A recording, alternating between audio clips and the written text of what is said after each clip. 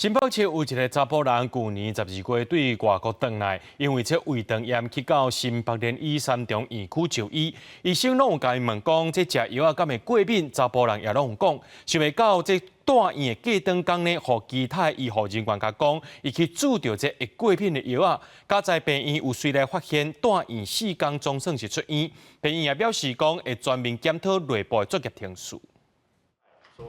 住伫新北市这姓陈的查甫人提出家己健保卡顶头也打着家己对 KETO 气道炎会有过敏反应，结果伊进前到新北联医三中院区去看医生，却是拄着医护人员甲伊注着伊的过敏的气道炎。虽然伊无引起过敏反应，不过就惊搁再发生过去过敏性分歧的状况。我第一次感觉到就是我吸不到空气那种感觉，我是被救护车送回去医院的。当我被告知说我打了这个针的时候，我就有点皮皮唰在等，就说我会不会等一下就肿起来之类的，就那种感觉蛮可怕的。姓陈的查甫人讲，伊是伫去年12月20日暗时11点，因为胃肠炎到新北联医三中院区看医生，期间那医护人员问伊是毋是有过敏的情形，伊也做摆甲医护人员讲，家己有部分药物的过敏。伊讲住院隔工有其他护理师甲伊讲，伊伫急诊时有互注着即个气道炎，也就是消炎的止痛剂。伊听到了后惊一个，伊佫惊会佫过敏，而且院方伫伊的健保卡内底加注特定药物过敏的记录。伊伫去年12月28好了后出院，